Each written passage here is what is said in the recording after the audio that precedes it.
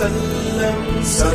وہ ایک بچہ آیا نا اپنی ماں کے لیے لباس لینے کے لیے، اور پہلے وہ گیا اپنے چچا کے پاس، اس کی ماں بیوہ تھی اور اس کا لباس پھٹ گیا تھا، اور وہ اپنے چچا کے پاس گیا تو اس نے دتکار دیا. ماں نے اس کو روکا تھا بیٹا نہ جانا، لیکن اس نے کہا کہ تیرے بدن کے اوپر جو لباس ہے وہ بھی پھٹ گیا ہے اور جگہ جگہ سے جسم جھلک رہا ہے، تو میں اپنے چچا سے آپ کے لیے لباس لے کے آتا ہوں. پھر جو رویہ اس نے اختیار کیا تو واپس روتا ہوا آ رہا تھا، تو کسی نے راستے نے پوچھا کہ کیا ماجرا ہوا؟ اس نے کہا چچا کے پاس گیا تھا ماں کے لیے لباس لینے، اس نے دلا کے بھیج دیا. اللہ اکبر. تو اس نے کہا کہ جا سین حرم میں محمد نام کا ایک شخص بیٹھا ہوا ہے، اگر تو اپنا دکھڑا اس کے سامنے پیش کرے تو وہ امید ہے تمہیں رد نہیں کریں گے، لیکن سن لے ان کا دین کوئی اور ہے. اللہ اکبر. اپنے ماں کے پاس آیا تو ماں کو کہا کہ چچا نے رلا کے بھیج دیا، لیکن آپ کی حالت مجھ سے دیکھی نہیں جا رہی. بچہ ابھی شعور کی منزلوں میں قدم رکھ رہا تھا، پہلے بہت چھوٹا تھا، اب اس کے اندر ایک جذبات تھے بچے کے اندر. تو ماں نے کہا کہ بیٹا نہیں، ان کے پاس نہیں جانا، سنا ہے کہ جو ان سے ملے دین دھرم چھین لیتے ہیں اس کا. اللہ اکبر. تو حضور علیہ الصلوۃ والسلام کے پاس جانے سے ماں روکنے لگی، لیکن بچے نے کہا کہ امی میں پکا رہوں گا، بتوں کا وفادار رہوں گا، تم اس ٹینشن کو، اس پریشانی کو چھوڑ دو. اور حضور کی خدمت میں حاضر ہوا. حضور صحن حرم میں چادر اوڑے بیٹھے ہوئے تھے، اور جا کے کہنے لگا میں پہلے بات آپ سے کر لیتا ہوں، آپ کا دین میں نے قبول نہیں کرنا. حضور مسکرا کے بولے بیٹا بتاؤ کس لیے آئے ہو؟ کہا میری ماں بے لباس ہے، میں آپ سے لباس لینے آیا. حضور نے چادر رحمت اتار کے اس کے کندھوں پہ ڈالی. اللہ اکبر. وہ واپس آ گیا اور ماں پر حضور کی چادر اڑائی. اللہ اکبر.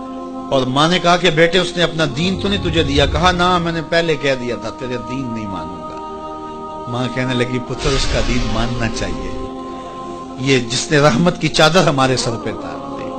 اللہ اکبر. تیری تک کے ادامہ میں مرید ہو گئے. اس بوڑھی عورت کا قصہ بھی آپ نہیں بھول سکتے، جو گھر کا سامان باندھ کے اپنے دروازے پہ بیٹھی ہوئی تھی، اور اس نے سنا تھا مکے میں ایک جادوگر آیا ہے جسے ملتا ہے اس کا دین چھین لیتا ہے، کہیں ایسا نہ ہو کہ کہیں اس سے ملاقات ہو جائے اور وہ دین ہی میرا چھین لے، مجھے شہر چھوڑ دینا چاہیے. گھر کے تھڑے کے اوپر سامان باندھ کے بیٹھی ہے. حضور بھی گزرے، اس نے دیکھا تو کہا بھتیجے یہ سامان میرے سر پہ رکھ دے.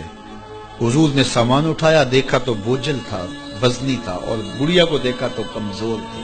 تو کہا کہ بڑھیا اگر چاہو تو جہاں چاہتی ہو میں خود نہ چھوڑا. اس نے کہا اس سے بڑی مہربانی کیا ہوگی؟ حضور نے سامان اٹھایا ہوا ہے اور بڑھیا سے باتیں بھی کرتے جا رہے ہیں. تو بڑھیا کو کہا کیوں جا رہی ہے؟ اس نے کہا کہ سنا ہے یہاں ایک جادوگر ہے جو لوگوں کا دھرم لوٹ لیتا ہے، لوگوں کا دین لوٹ لیتا ہے. میں نے ساری زندگی بتوں سے وفا کی، میرے آباء و اجداد نے بتوں سے وفا کی ہے، میں چاہتی ہوں دین اجداد ہاتھ سے چھوٹ نہ جائے، آخر اس شہر میں رہتی ہوں کہیں مل نہ جائے. خیر حضور نے کچھ نہیں کہا، اس کا سامان نہیں پھینک دیا کہ ٹھیک ہے تم پھر جاؤ. سامان اس کا اٹھایا اور جہاں تک اس نے جانا تھا سامان پہنچایا. سامان سپرد کر کے واپس پلٹنے لگے تو اس نے کہا بچے اپنا نام تو بتا دے. لوگ کہیں گے کہ مکہ چھوڑ آئی ہو تو بتاؤں گی ایک جادوگر کے دکھ سے چھوڑ آئی ہوں. تو وہ کتنا برا بھلا کہیں گے شہر مکہ کو کہ جس مکہ سے لوگ نقل مکانی کرنے پہ مجبور ہو گئے.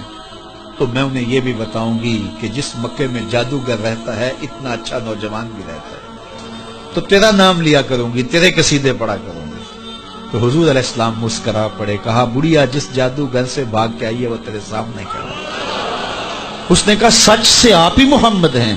حضور نے فرمایا نام میرا یہی ہے. تو اس نے کہا پھر آپ کا جادو میرے پہ چل گیا ہے. اللہ اکبر. تیری تک کے ادامہ میں مرید ہو گئے. لوگوں کی خدمت کریں، بوڑھوں کے کام آئیں، دکھیوں کے کام آئیں، مصیبت زدہ کے کام آئیں. حضور یتیم ہو کے یتیم پرور تھے، لاچاروں کی مدد کرتے، لوگوں کے گھروں میں پانی بھر کے دے دیتے، اور دکھیوں کے کام آ جاتے اور مصیبت زدوں کے کام آ جاتے.